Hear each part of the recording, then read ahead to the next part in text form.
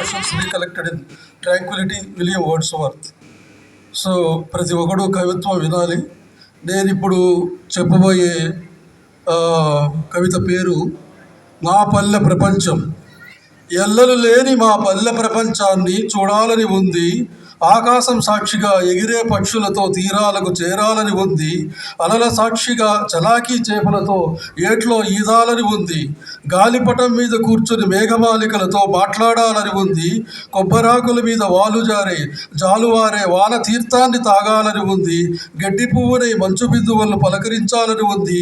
గన్నేరు పువ్వునై గాలికి ఊగాలని ఉంది. అమ్మ చేతి గోరు వెన్నముద్దల్ని తినాలని, నాన్న వెంబడి బడికెళ్ళి ఆలు రుద్దాలని, బడి పంతుళ్ళు బర్రె దెబ్బలు తినాలని, మా పల్లె సాక్షిగా నా బాల్యాన్ని మళ్ళీ గడపాలని ఉంది. పొలాల గట్ల చెరువుకు గడల్ని, మామిడి తోపుల్లో మామిడికాయల్ని, చేళ్లల్లో పచ్చి శనక్కాయలు గుత్తుల్ని లాగి కడుపు నింపుకున్న బాల్యం కావాలని ఉంది. ఊరి చివర పున్నమి వెలుతురులో ఇసుక తిన్నెల మీద కబడ్డీ ఆడాలని ఉంది. కిర్రు మంచం మీద ఆరు బయట పడుకుని ఆకాశంలో నక్షత్రాలను లెక్క పెట్టాలని ఉంది. మురుగ చెట్ల తొర్రల్ని కట్టుకుని దిగుడు బావుల్లో మునిగి ఈత కొట్టుకున్న బాల్యాన్ని నాకెవరిస్తారు? సాయంత్రానికి చెట్ల మీద మూగే కాకల శబ్దం, ఇళ్లకు చేరే పశువులు చేసే కోలాహలం, గోవులు చూసే గోధూళి వాసన ఇక ఎవరిస్తారు? పల్లె ఒక ఆత్మీయత, పల్లె ఒక అమ్మఒడి, పలకరింపుల ప్రేమ వడ్డరలను వద్దనగలమా? నా పల్లె నా ప్రపంచం, నా పల్లె నా అనుబంధం, నా పల్లె నా అంతరంగం, నా పల్లె నా అంతరాత్మ. పల్లె కోసం పరితపించండి, పల్లె కోసం పరుగు తీయండి, పల్లె కోసం ప్రజల కోసం ఉన్న దానిలో సెలవు చేయండి. పల్లెని పలకరించిన వాడు మనిషిగా లేడేమో, పల్లెతో అనుబంధం లేనివాడు పరిపూర్ణుడుగా లేడేమో, పల్లె శ్రమైక జనజీవన సౌందర్యాన్ని అనుభవించడానికి ఈ జన్మ చాలదేమో. పల్లె కోసం, పల్లె గాలి కోసం, మట్టి వాసన కోసం మరో జన్మ వేచి ఉంటాను. మా పల్లె మట్టిలో మళ్ళీ మొలకనై పుడతాను. వా కొట్టండి చప్పట్లు. చక్కటి చిక్కటి కవిత, దమ్మున్న కవిత. ఇప్పుడు మన ఉన్నారు కదా ఈ ప్రాంగణంలో బాబురావు గారు. వెళ్ళిపోయారు.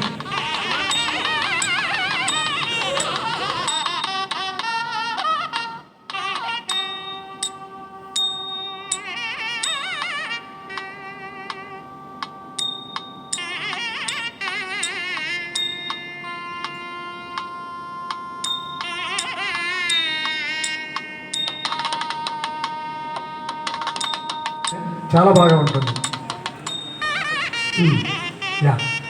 సిఎస్ మొగలయ్య గారు తదుపరి. మొగలయ్య గారు మీరు ఫోటో తీయడం కాదు, పైకి కూడా రావాలి. మీ ఫోటో ఎవరికైనా తీస్తారు, మీరు రండి. లింగాపురం జ్యోతి గారు, మేడం లింగాపురం జ్యోతి గారు ఉన్నారా?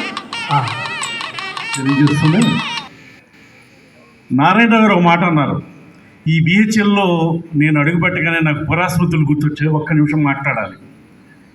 Writers must tell the lasting truth అని ఎప్పుడైతే అనుకుంటామో అది నిజంగానే రచయితలు, కళాకారులు ఇప్పుడు కూడా కాల్పనిక సత్యాలకి వాళ్ళు నిఘంటువులు, ప్రదర్శకులు.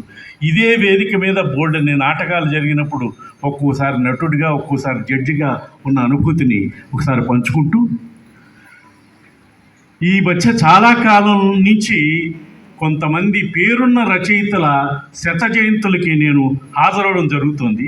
అందరూ ఉగాది కవితలు చదువుతారు కాబట్టి నేను ఇప్పుడు శీర్షిక పేరు అంటే ఇక్కడున్న నటులు, కళాకారులు ప్రదర్శించిన ప్రదర్శనలు ప్రేక్షకులు అందులో ముద్రలు అయి ఉన్నాయి.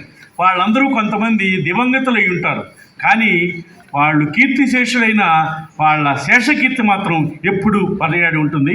భౌదీయుడు వేదుల శ్రీరామ సూర్యనారాయణ సోమయాజులు విశ్రాంత ప్రధానాచార్యులు, కవి, ప్రయోక్త, విమర్శకులు, నాటక రంగ గుణ నిర్ణేత.